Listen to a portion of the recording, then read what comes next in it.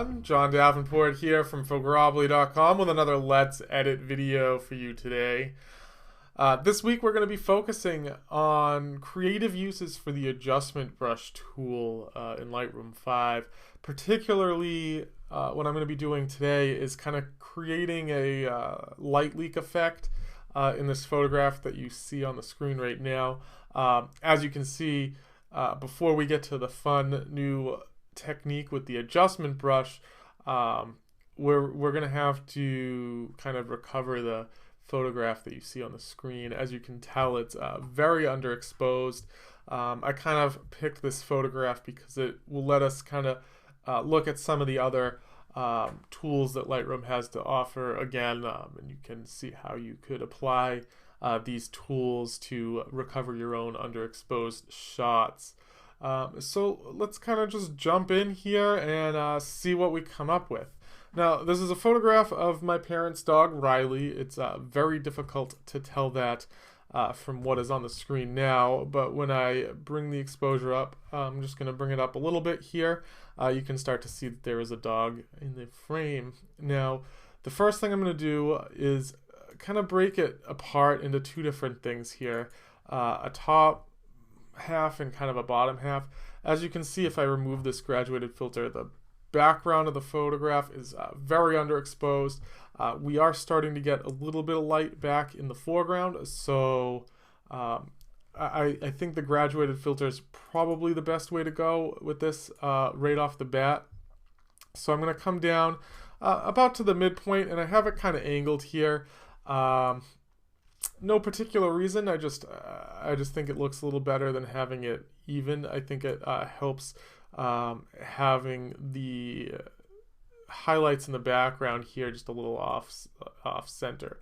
I'm not going to go too bright with the background here because otherwise it is going to get very noisy very quickly with it being a 1200 ISO shot and very underexposed. So we don't want to do that. But just to bring a little bit more depth and separation into the photograph, I am going to add a little bit of exposure here. I need to bring my sliders for the rest of these things kind of back into where I need them to be.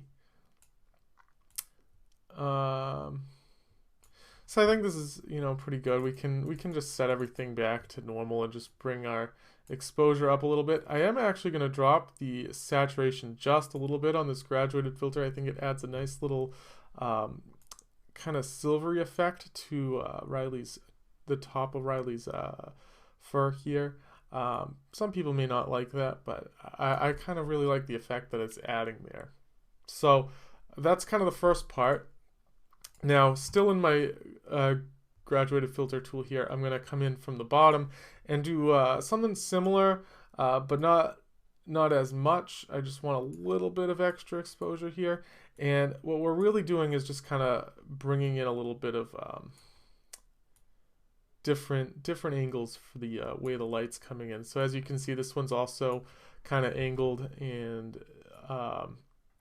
we're kind of getting a little bit playing around with the way the light in the photograph is being cast, the lights and the shadows. So I think this works out pretty good, but it's still very underexposed, especially Riley herself. So I think I'm going to grab my Radial Filter tool, and this time I'm going to create something right on her, and I'm going to reset all of these sliders, and then I'm going to check my invert mask tool and add just a little bit of exposure just to Riley herself.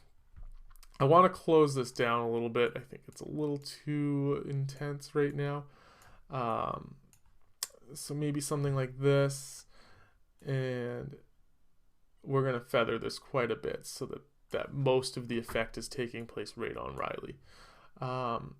So that's a pretty dramatic improvement so far. We've come from basically nothing to at least a photograph. Now, we could do a whole bunch of other stuff. You can, tweak the white balance a little bit. We can go down to our detail tab and reduce a little bit of this noise, because there certainly is a lot of noise here. Add a little bit of sharpening, just to kind of make things pop a little bit. So now that we have kind of recovered this photograph, we can jump into our adjustment brush tool here, which is this little icon right under the histogram. You can press K to activate it. And I basically set this up so that the temperature is all the way up, pretty much close to plus 100. You can come down maybe a little bit. It's just going to be one of those things where you'll just play around with it until you get the color you like. I'm thinking this might still actually be a little too dark, so I'm going to come back down to my basic tab and bring the shadows up just a little bit, and maybe even raise the overall exposure just a little bit more. I kind of want it to be a little more exposed than where it was, just to kind of even out the tones a little there. So what I'm going to do now is back up into my adjustment brush, and I have my temperature set pretty warm, my exposure set just a little high here, maybe 0.7, 0.6, something around there. Highlights I'm going to bring up, and I'm going to bring my shadows up a little bit, and we'll see where that kind of gets us. So now that I have my adjustment brush, I just paint in where I want the effect to be applied. So I'm kind of starting here with the top right hand corner and just kind of going in kind of to cover maybe a little bit of the frame here, just something like this. So that's one way you can do it. You know, every photograph's going to be different, so you can do whatever you want. You can add maybe another one down here, and you can change the effect of this one to be either less or more, or a different color, more saturation, more exposure, whatever you want.